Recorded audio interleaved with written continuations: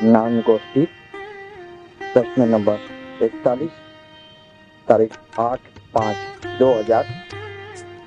श्रीदेव चंद्र। नमो अर्यंताणं नमो सिद्धाणं नमो आयर्याणं नमो उवज्जायाणं नमो लोये सौवसावणं नमो समयसाराय स्वानुभूत्या चकास्ते चित्स्वभावाय भावाय सर्वभावांतरचिले मंगलम भगवान वीरो मंगलम गौतमो गणि मंगलम कुंद कुंदार्यो जैन धर्मोस्तु मंगलम सर्वमंगल मांगल्यम सर्वकल्याणकारकम प्रधानम सर्वधर्माणम जैनम जयतु शासनम ओंकार बिंदु संयुक्तम नित्यम ध्यायन्ति योगिनो कामदम मोक्षदम चैव ओंकाराय नमो नमः। श्री ज्ञान गोष्ठी जो गुरुदेव कांजी स्वामी को पूछे गए आध्यात्मिक प्रश्नों के उत्तर। विषय है देव शास्त्र गुरु। मैं कल जो बात चली थी कि भगवान की मूर्ति जड़ है, फिर उसकी पूजा क्यों करे, जड़ की पूजा क्यों करे, रियल तो है नहीं अंदर भगवान, फायदा क्या होगा, उसका तो कल विवरण आया। आज दूसरा क्वेश्चन कि जड़ को भगवान कैसे मान। मूर्ति जड़ है और नीचे लिखा रहता है महावीर स्वामी भगवान, शिव मंदिर भगवान, वो कैसे माने हम। ये तो बिल्कुल क्या बोलते हैं, ऐसा बुद्धि मारी गई है ऐसा लगता है कि साइंस के युग के अंदर एक बार साइंस देखो एक बार धर्म देखो तो बुद्धि मारो खलास हो गई है। पत्थर को भगवान मानना ये कैसे हो सकता है, जड़ मूर्ति को भगवान कैसे माना जाए, ये प्रश्न है और इसका उत्तर अपने को देना है। उत्तर के पहले जैन शास्त्र के अंदर नए निक्षेप और प्रमाण आते हैं। आत्मज्ञानी जो जीव होता है, जो अपने स्वरूप को जानता है, उसको सम्यक ज्ञान होता है। सम्यक ज्ञान माने क्या, जैसा वस्तु का जैसा स्वरूप है वैसा जानना, मानना और वैसा आचरण करना। विवेक पैदा होता है एक प्रकार, वो सम्यक ज्ञानी को होता है। जिसको आत्मज्ञान नहीं है उसको ऐसे विकल्प होते हैं। आप देखो, आप खुद देखो कि पत्थर की मूर्ति है कि नहीं है, प्रूफ करो क्या है, भगवान कहाँ है बताइए, तो साइंस उसको लगाएगा। वर्तमान में सामने क्या दिखता है वो देखेगा, वो प्रूफ नहीं करेगा ज्ञानी जीव। और ज्ञानी जीव को सम्यक ज्ञान होता है कहाँ क्या करना, तो ज्ञानी जीव को नए निक्षेप और प्रमाण होता है। प्रमाण इसलिए है कि वस्तु जैसी स्वरूप है वस्तु का, वो त्रिकाल टिकने वाली भी है ध्रुव स्वभाव के कारण, और अवस्था से बदलती भी है। वही की वही वस्तु, जैसे भूतकाल में हम जानवर के समझो, कोई आत्मा अभी है जो अभी मनुष्य में है। हम जो अभी देवगति में जाएंगे तो वही आत्मा है जो अभी देवगति में जाएगा। आत्मा ध्रुव शाश्वत, और वही आत्मा की अवस्थाएं बदली। पहले जानवर की अवस्था में था, अब मनुष्य की अवस्था में, भविष्य में हो सकता है वो स्वर्ग में जाकर। वस्तु वही की वही है, जीव वही का वही है। बचपन में बचपन का फोटो है,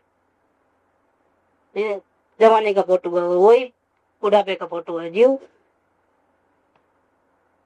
अपना पुराना एल्बम देखेंगे तो देखो ये मेरा, आज का रूप देखो और पहले का रूप देखो, बचपन का इतना फर्क है। लेकिन वो क्या बोलता है, ये मेरा फोटो है। कैसे कहा, चेंज कितना है। बचपन में बिना मूछ का, और अभी तो मूछें आ गई, सब हो गया। वृद्धापन होगा तो बाल भी सफेद हो गए, झुर्रियां भी आ गई। लेकिन वो बोलता क्या है, मेरा फोटो है। इसका मतलब क्या होगा, आत्मा वही का वही और अवस्था में चेंज होते गया। तो इसको बोलते हैं प्रमाण ज्ञान, किसको प्रमाण ज्ञान बोलते हैं? कि ध्रुव स्वभाव का और बदलती अवस्था का जैसा हो वैसा सही का सही ज्ञान हो गए, उसको बोलते हैं प्रमाण ज्ञान। वैसा ज्ञान सिर्फ ज्ञानी को होता है।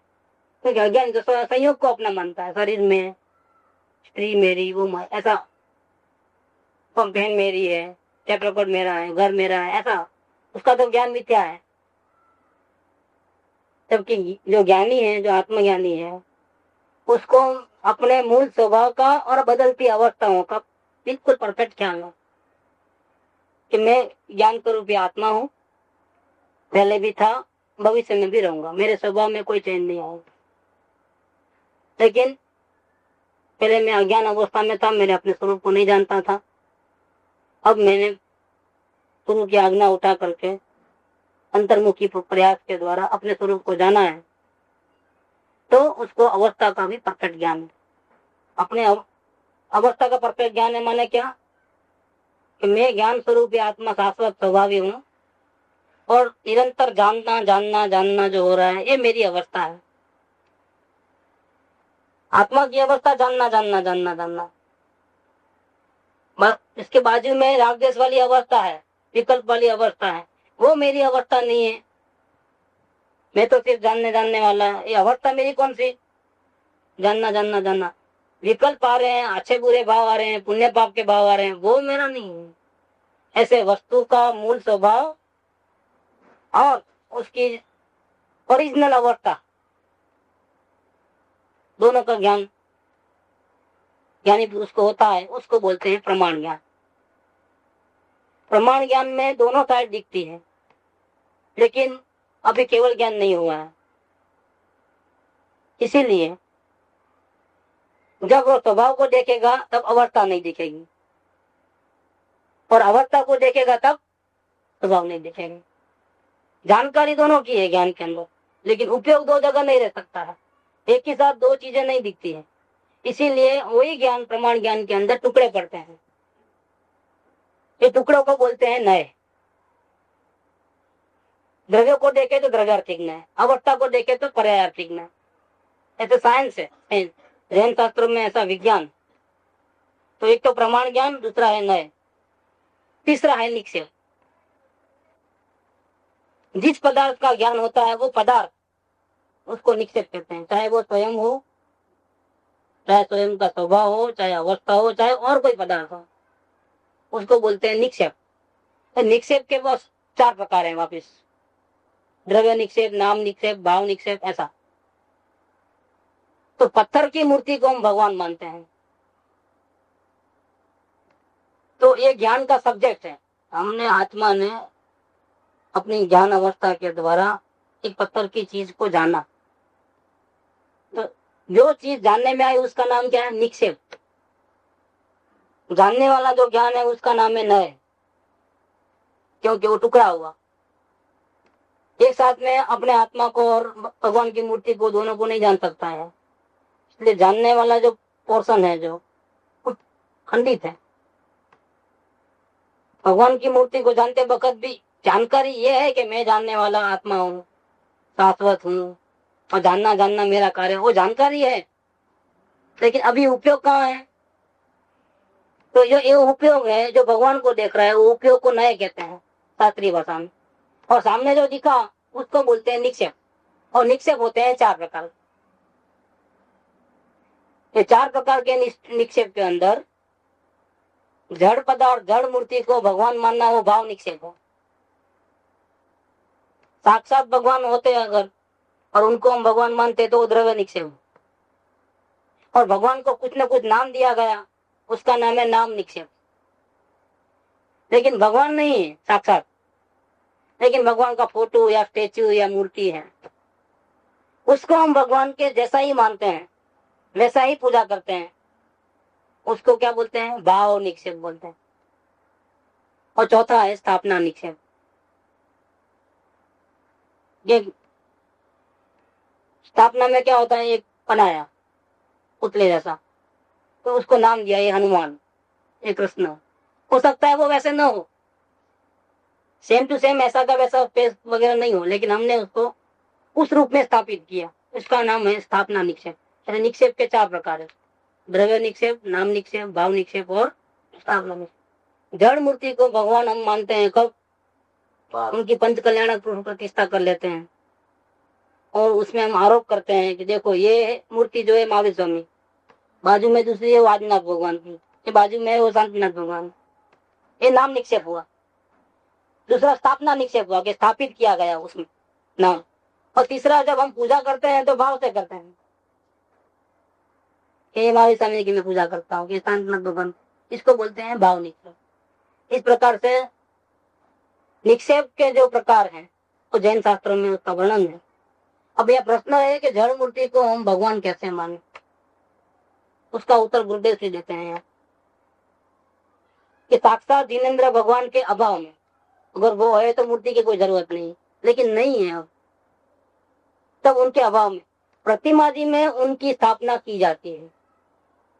तो महावीर स्वामी हाजिर थे तो हो सकता है पार्श्वनाथ भगवान की मूर्तियां होंगी, लेकिन महावीर स्वामी की एक भी मूर्ति नहीं होगी, क्योंकि वो तो हाजिर है।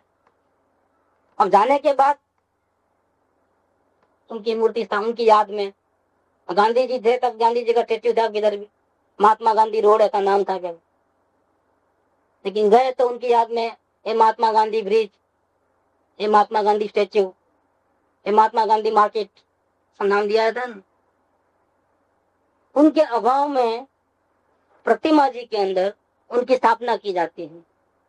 निक्षेप का एक प्रकार है स्थापना। स्थापना 2 प्रकार की होती है, सद्भाव रूप स्थापना, असद्भाव रूप स्थापना।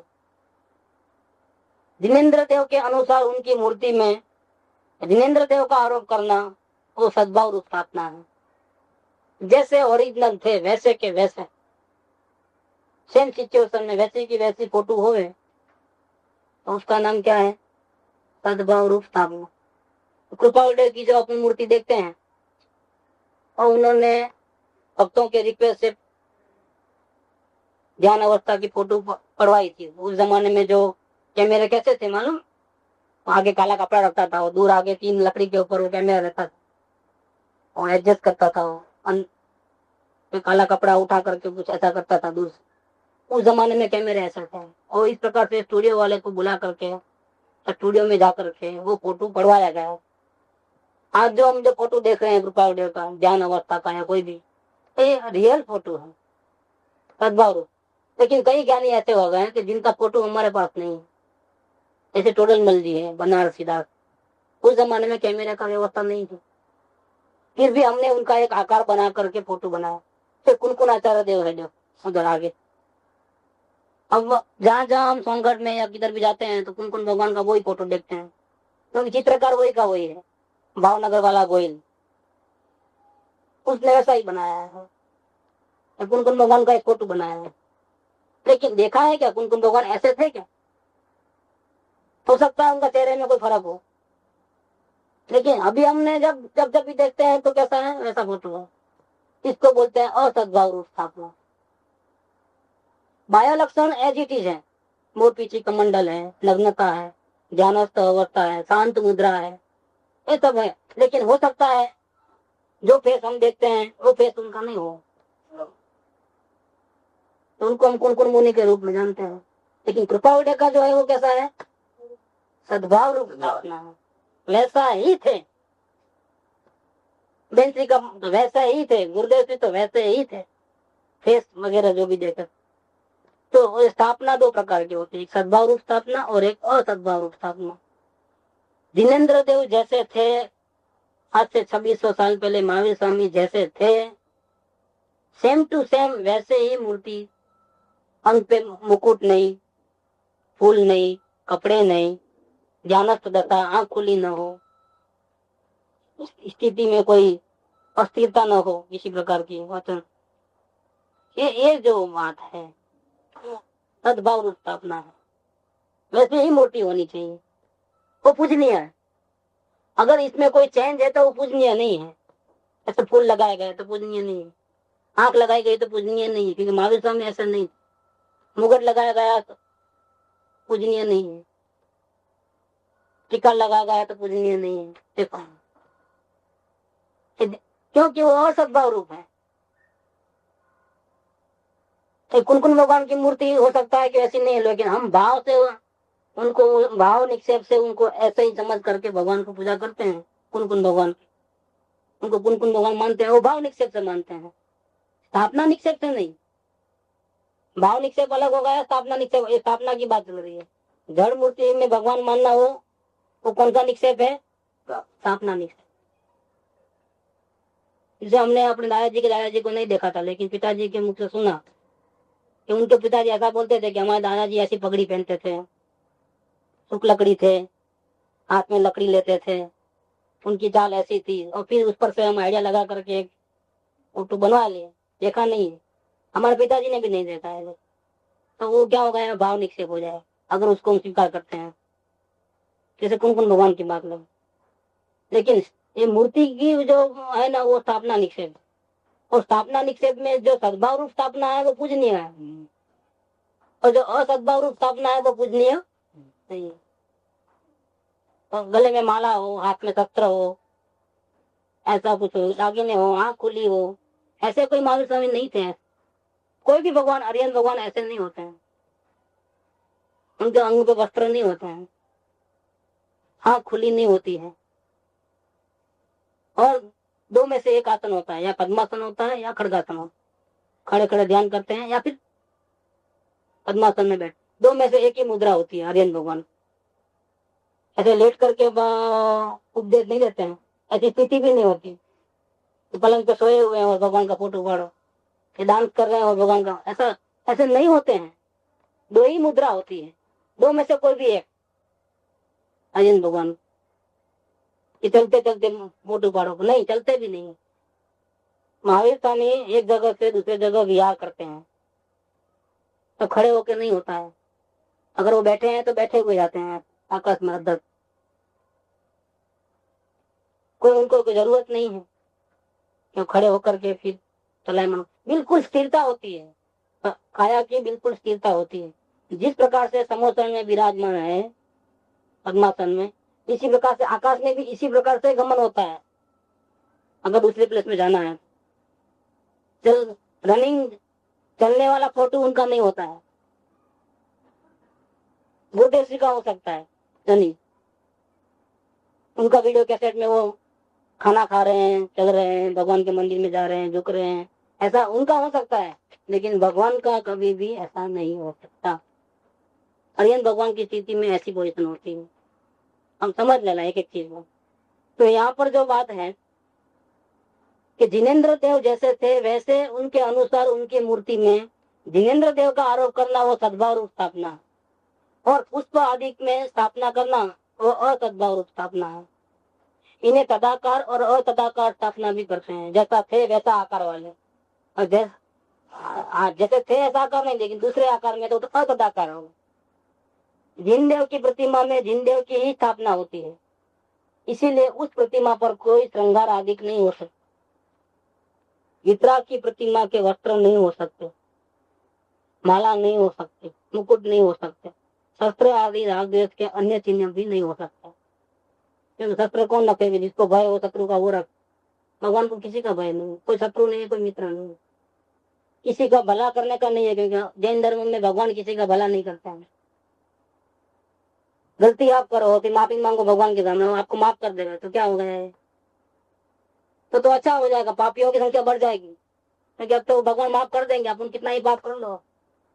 जैन धर्म के भगवान माफ नहीं करते और किसी का भला नहीं करते, सब अपने अपने कर्मों के अनुसार भला बुरा अपना स्वयं का करते हैं। इसीलिए भगवान के पास ऐसी मुद्रा नहीं होती आशीर्वाद वाली, या उसमें हाथ में से पैसों की बरसात नहीं होती है लक्ष्मी जरे, या हाथ में संगीत नहीं होता है, वीणा होती है, ऐसा कुछ भी नहीं होता है। वो अपने आत्मा का ध्यान कर रहे हैं और हमको कह रहे हैं वो मूर्ति कि अगर आपको सुखी होना है तो कोई दूसरा रास्ता नहीं है, आप अपने आत्मा स्वयं परमात्मा हो उसका ध्यान करो, आप सुखी हो जाओगे। और जन्म मरण का अंत करने का दूसरा कोई उपाय नहीं। भगवान की मूर्ति देखने से हमको ये फायदा होता है, ये हमको सीख मिलती है। अगर ऐसा हम सीख लेते हैं और हम ऐसा देख करके फिर हम भी ऐसी प्रैक्टिस करते हैं और अपने आत्मा को देख लेते हैं तो हमारा कल्याण हो जाता है। और भगवान की मूर्ति ने कल्याण किया कि नहीं किया? एक हिसाब से तो किया है, क्योंकि उनको देखते ही हमको ऐसा भाव आया कि हाँ, तरीका तो ये है सुखी होने का। और एक हिसाब से देखा जाए तो उसने कुछ नहीं किया, मूर्ति तो जहाँ की वहां थी और उसने कुछ बात भी नहीं की, लेकिन देखते ही हम समझ गए, समझ करके हम खुद अंदर उतर गए, अपने भगवान को देखा और अपना कल्याण हो गया, सारी इच्छाएं खत्म हो गई, परमात्मा के दर्शन यहाँ ही हुए। व्यवहार से कहो तो भगवान की मूर्ति ने हमको आत्मज्ञान करना सिखाया, इसलिए वो उपकारी है।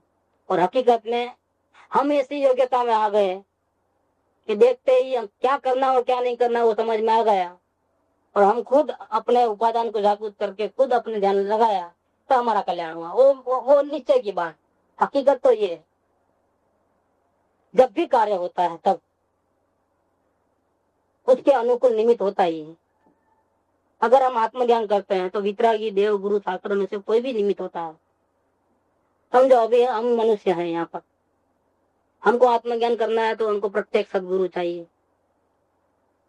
हमको कैसा आत्मज्ञान करना हो, कैसे अंदर में रहना, कैसे अवलोकन करना, कैसे वेद ज्ञान करना, भक्ति का क्या स्वरूप है, और टेंशन हुए तो उसका कैसा इलाज करना, घबराना नहीं, हिम्मत नहीं हारना, ये सब जो बातें हैं वो हमको प्रत्येक सदगुरु के द्वारा सीखने को मिलेगी। क्योंकि आज तक हमने कभी भी आत्मज्ञान नहीं किया है। ऐसे जीवों को प्रत्येक सदगुरु के बिना ये विधि नहीं मिल सकती। लेकिन कई जीव ऐसे भी होते हैं कि भूतकाल में आराधना की हुई है, भूतकाल में कोई ना कोई सदगुरु मिले, वहां उन्होंने आराधना की, लेकिन सफलता पाने से पहले देह का साथ छूट गया। तो सदगुरु तो पहले मिल गए हैं, और जो बात जो उन्हें समझाना चाहते हैं वो दिमाग में बराबर बैठ गई है। ऐसी प्रैक्टिस भी की तो संस्कार भी हो गए, लेकिन वो संस्कार अपना स्वरूप दिखावे, फाइनल आवे, इसके पहले ही पलटी मार ली। सबके लिए तो ये था फर्स्ट और सेकंड, अगर नहीं फर्स्ट में तो टाइम बहुत भी जा सकता है, सेकंड के अंदर इतना टाइम नहीं जाता, नेक्स्ट दो में फौरन हो जाता, दो में से कम की तो ये था। हाँ ऐसा होता है। तो सदगुरु की वाणी सुन करके भूतकाल में, पूर्व भाव में वाणी सुन करके प्रयोग करके संस्कार डाले, लेकिन आत्मज्ञान नहीं हो पाया। इसके पहले ही देह पलटी मार लिया, आयुष्य पूरा हो गया, सदगुरु का साथ छूट गया, और हो सकता है हमने पाप बहुत किए तो जानवर हो गए, तो ये भी ले लो एक आदमी। अब क्या जानते हैं आप? लेकिन जो हमने संस्कार डाले तो ऐसे जानवर नहीं हुए कि मन न मिले, मन मिला।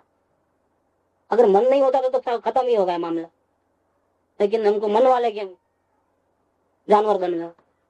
अब वो मनुष्य की भाषा समझ नहीं सकता, तो वो ज्ञानी के पास आकर के क्या समझेगा वो? तो उसको आत्मज्ञान कैसे होगा? संस्कार तो लेके आया है,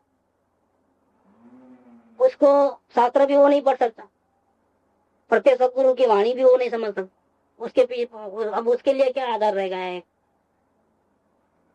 अगर भगवान की मूर्ति उसके नजर में आ गई, उसको आत्मज्ञान हो जाएगा। ये मूर्तियों की स्थापना क्यों की जाती है? भगवान की मूर्ति की जैसी है वैसी स्थापना क्यों की जाती? अगर आंख वाली और मुकुट वाली और कपड़े वाली है तो फिर नहीं होगा आत्मज्ञान, भले वो महावीर स्वामी नाम दे दो। जैसी महावीर स्वामी की ध्यान अवस्था की मूर्ति है, वैसी अगर उसको नजर में आ गई, उसको आत्मज्ञान हो जाएगा, बिना सदगुरु के, बिना शास्त्र पढ़े। मान लो कोई नरक में चले गया, पाप बहुत किया है, बाद में साधना हुई और आत्मज्ञान होने से पहले ही लेकिन संस्कार पड़ गए, गुरु की वाणी के अंदर में आत्मा में संस्कार हो गए, अब चले गए नरक में। कुदरत ने वहां भी व्यवस्था की है। क्या व्यवस्था की है? अकृत्रिम जिन चैत्यालय वहां है, वहां सदगुरु नहीं है। कि सदगुरु वहां क्यों जाएंगे? आत्मज्ञानी जीव तो वहां जाएंगे नहीं, ठीक, और शास्त्र वहां जाएंगे नहीं। वहां क्या है? अब वहां अकृत्रिम जिन चैत्यालय है। अब देखना, नरक में प्रकाश तो होता नहीं, लेकिन एक सुविधा है वहां पर, और वो बहुत बड़ी सुविधा है। जितने भी नरक में जितने भी लोग गए हैं, पहले नरक से लेकर के 7वीं नरक, जितने भी जीव वहां जाते हैं वो सब मन वाले होते हैं, सोच विचार कर सकते हैं। एक बहुत बड़ा फायदा ये है, दूसरा फायदा क्या है वहां?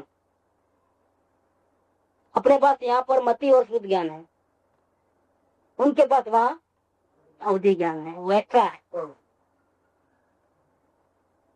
भले वो इतनी प्रतिकूलता है कि जहाँ मंदिर है वहां भगवान के पास वो जा नहीं सकते, वहां भी मंदिर है, और अंधेरे में क्या दिखेगा?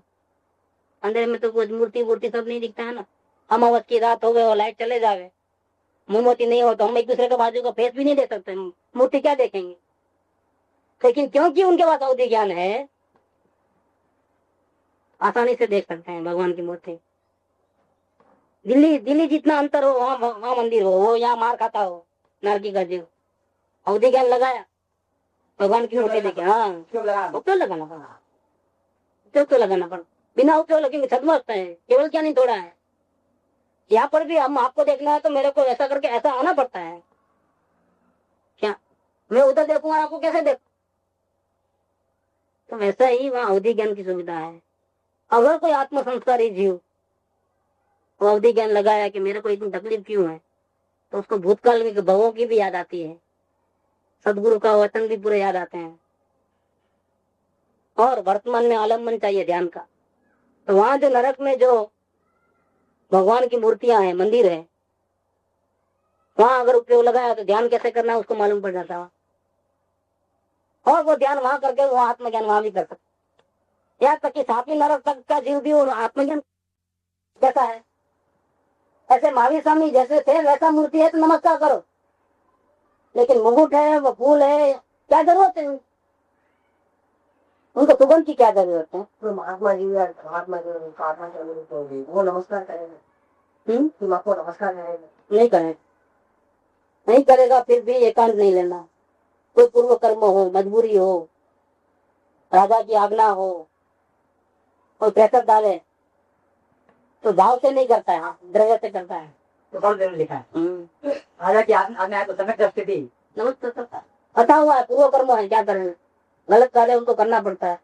उसको चोरी नहीं करनी है, चोरी करता है। जुआ नहीं खेलना है, जुआ खेलता है, युधिष्ठिर ने जुआ खेल, देखो लड़ाई नहीं करना है, लेकिन भरत चक्रवर्ती ने 60,000 साल तक युद्ध किया, ज्ञानी होते हुए भी, शाही करने दृष्टि होते हुए भी, उसी को मोक्ष जाने वाले हैं भी। तो दूसरी क्या बात, अपने भाइयों से झगड़ा किया बाहुबली था, दूसरे दिन बाद जाने दो, ये क्या है? ये पूर्व कर्म का चक्र है, कोई बच नहीं सकता उससे। ये हुए कर्म तो ज्ञानी को भी भोगने हैं, और भोगेंगे तो ही वो कर्जा खत्म होगा, तो ही वो लाइन क्लियर होगी, तो ही वो परमात्मा बनेंगे, नहीं तो नहीं बनेंगे। प्लेन में भी उड़ेंगे, जूते भी खाएंगे, जो नसीब में है वो सब करना है। मन भटकेंगे सीताजी जैसा, ज्ञानी होते हुए भी। अग्नि परीक्षा देने के बाद भी हकार दिया हूँ, तो वो डुबकी उठाया उन्होंने, 5 पांडवों ने उठाया, सती अंजना ने उठाया, पूर्व कर्म है, क्या करें? समझ लेना हर चीज को। ये प्रतमान योग इसलिए है जिनवाणी में, जिनवाणी में प्रतमान योग है, रामायण का है, महाभारत है, अंत भगवान का चरित्र है, महावीर स्वामी का चरित्र है, मालूम पड़े कि देखो ज्ञानियों को भी कैसे कैसे रूप होते हैं। एकांत में कभी नहीं जा सकते, बाह्य वर्तन से श्रद्धा का माप नहीं निकलता। बाह्य वर्तन मजबूरी का होता है, हम कुलपाल जी जाते हैं, दूसरे लोगों को दिगंबर होते हुए भी गुरुदेव को मानने वाले कुलपाल जी जा सकते क्या? हम वहां जाकर के क्या करते हो, कोई देखने को आता है नहीं, लेकिन मालूम पड़ा कि वो कुलपाल जी गए, खत्म हो गई बात, हमको कुछ सुनना नहीं है। कैसे हो सकते हैं गाली सुनने के बगैर? तो कुलपाल जी जा ही नहीं सकते, वो तीर्थंकर का है, हम दिगंबर है, और वो आ गए भाड़े में आ गए, वो हम दिगंबर हो सकते। तो ज्ञानियों में एक ज्ञानी हुए हैं आज 300-400 साल पहले, धर्मदास तुलक। न मैं सितंबर हूँ, न मैं पानापाती हूँ, न मैं वेदांती हूँ, न मैं दिगंबर हूँ, न खंडेलवाल हूँ, न पोरवाल हूँ, हम उसमें लिख दिया। दिगंबर भी मैं नहीं हूँ, मैं आत्मा, शुद्ध आत्मा हूँ, जानने देखने वाला। कृपालुदेव ने वही बात देखी, हूँ कोई गचमा नहीं, हूँ कोई मतमा नहीं, हूँ आत्मा मार। हाँ, क्या को झगड़ा करते हो मेरे कारण, और दिगंबर सितंबर बताया का मगज मारी करता। दिगंबर का सितंबर का पवित्र पहले 8 दिन का होता है, जब 8वां दिन होता है तो दिगंबर का पहला दिन चालू होता है, प्रदूषण अलग है उनका। तो टुटाने को किसी ने कहा तो अपने में तो फायदा ही है, वो 8 दिन भी मनाओ और ये 10 दिन भी मनाओ, 18 दिन मनाने को मिलेगा। चलो 8 दिन साधना नहीं करेंगे, 18 दिन साधना करेंगे, बहुत अच्छी बात है, आत्मा का ही कल्याण होने वाला है ना। देखो गुण लेने वाले गुण लेते हैं, दोष देखने वाले दोष देख, ऐसे ऐसे गड़बड़ बहुत होती है। ऐसी गड़बड़ हमारे जाने अनजाने में भी हो जाती है। इन गड़बड़ों से छुड़ाने वाले कौन? अगर प्रत्येक में कोई है तो वो अपने को गलती कहाँ हो रही है, हाँ बेकार के झगड़े हो जाते हैं, वो बताते हैं अपने। और टारगेट पे नजर रखो, टारगेट पे नजर रखा देता है। ये पंचायतों में जाओ ना तो कौन शताम्बर है कौन दिगंबर है, हमको झंडा नहीं गाड़ना है, हमको तीर्थंकर नहीं है कि दिगंबर का झंडा गाड़। हम तो महावीर स्वामी थोड़े हैं, हम तो गुरुदेव थोड़े हैं। ये तो पल पल में झगड़ा करने की बात है, और आत्मा रहेगा बाजू में और झगड़ा करो। हम दिगंबर भी नहीं है, शताम्बर भी नहीं, इसलिए अपने मंडल का नाम हमने दिगंबर नहीं रखा है, राजकारण नहीं रखा है। तो जी बोलेंगे सोगाड़ीगढ़ पे नहीं रखा, माता जी कहाँ चले गए, और कुनकुन भगवान पे रहे तो कुनकुन भगवान का नाम भी रखो। कितना नाम रखो लंबा ना हो, सास जी का भी बहुत प्रियता हो जाता। नहीं वो नहीं, वितराग सत्संग मंडल सब आ गए वितराग के अंदर, सब वितराग की आज्ञा करते, एकदम वितराग की आज्ञा पे चलने वाले हैं। किसी पर्टिकुलर गुरु का नाम नहीं है कि कांजी स्वामी या राजचंद्र जी या फिर माता जी या सोगानी, और ऐसे तो ज्ञानी बहुत होते रहेंगे। अब सबका नाम लगाओगे तो पोस्ट कितनी बड़ी हो जाएगी, और आखिर में सब वितराग होगा, सब वितराग होने वाले। नाम लिखो ना, हम कोई गच में नहीं कोई मत में नहीं, किसी से राग नहीं किसी से देव से, वितराग है। वितराग सर्वज्ञ देव को फॉलो करते हैं, उनकी आज्ञा अनुसार चलते हैं। इसीलिए हमारे मंडल का नाम श्री वितराग सत्संग मंडल है, नाम भी चॉइस करके रखा है। और लोग बोलते हैं राजकांड तो, लेकिन इच्छा नहीं होती है, कुछ भी बोलो 1 लाख नहीं मिलेगी जाना दो, लेकिन इच्छा नहीं होती है राजकांड रखने की। फॉलो राजकांड को ही करते हैं, कोई मना नहीं है, उपकार ही है हमारे, लेकिन क्या मालूम दस से भाव नहीं आता। राजकांड रखने का इच्छा नहीं होती, वितराग रखने की इच्छा आता है। नाम में प्रॉब्लम होता है, बहुत बड़ा प्रॉब्लम है। तो यहाँ ये प्रश्न पूरा होता है कि भगवान को भी जड़ मूर्ति को भी हम भगवान मानते हैं, और कितने फायदे हैं बताया। भी अगर हम अवस्था में नरक में भी चले गए, अगर हम आत्मज्ञान होता, वहाँ सदगुरु निमित्त नहीं, वहाँ जिन शास्त्र निमित्त नहीं, वहाँ कौन निमित्त है? जिनेन्द्र देव की प्रतिमा। प्रतिमा का मूल्य क्या है वहाँ समझ में आता है, एक पूर्व में समझ में आया। और मैं भी कल होगा तो मैं निकालूंगा, बुक के अंदर रख दी है। ये एक समय दृष्टि हो 1000 विचार दृष्टि से भी ज्यादा फायदेमंद है, एक श्रावक हो वो 1000 समय दृष्टि से भी ज्यादा फायदेमंद है। एक मुनिराज हो तो 1 लाख श्रावकों से भी ज्यादा फायदेमंद है।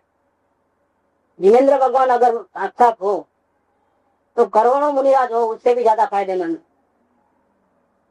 और अगर एक प्रतिमा जी हो इतनी छोटी थी, चावल के दाने जी थी, असंख्य दिन रात से भी ज्यादा फायदेमंद है, असंख्य। एक चावल के दाने जी थी प्रतिमा, बोलो क्या है हिसाब किताब? प्रतिमा का क्या वैल्यू है? नरक में जाएंगे क्या भगवान समझाने के लिए? नरक में जिनेन्द्र प्रतिमा है, वहां भी कल्याण होता है जी। हम समझे एक एक बात को, कितना महत्व कितनी गहराई है जैन धर्म के अंदर। बेकार की स्थापना की, भगवान की वाणी में खुद आया है, ये बात है, हम कहाँ से नहीं निकाले। भगवान की वाणी में प्रतिमा जी की इतनी महिमा है कि चावल के दाने के जितनी भी प्रतिमा अगर है तो असंख्य साक्षात जिनेन्द्र भगवान से भी ज्यादा उपकारी है। तो साक्षात भगवान अगर है तो उस टाइम में हमको हाजिर रहना पड़ेगा ना, समकालीन होना पड़ेगा ना। और एक प्रतिमा जी तो हम समकालीन नहीं है, भगवान चले गए फिर भी हमको आत्मज्ञान में नहीं मिला। तो जिन प्रतिमा जिन सारथी, प्रतिमा की इतनी वैल्यू है। अनुभव प्रकाश में दीपचंद जी ने जो अनुभव की बातें लिखी है उसमें भी एक चैप्टर लिखा है कि देव दर्शन से जिन दर्शन से निज दर्शन होते हैं। फिर फर्क कितना है जिन और निज, जिन और निज। जिन दर्शन करने से निज दर्शन होता है, और बात दीपचंद जी का असली गल है, अनुभव प्रकाश में सभी ज्ञानियों ने बहुत महिमा की है प्रतिमा की। और भले हो सके नहीं हो सके, भावना ऐसी भावना कि भविष्य में हम भी ऐसा है छोटा सा मंदिर बनाएंगे। सुख धाम अनंत सुसंत चही, दिन रात रहे तद ध्यान मही। प्रशांति अनंत सुधामय जे, प्रणमो पद तेवर ते जयते। प्रणमो पद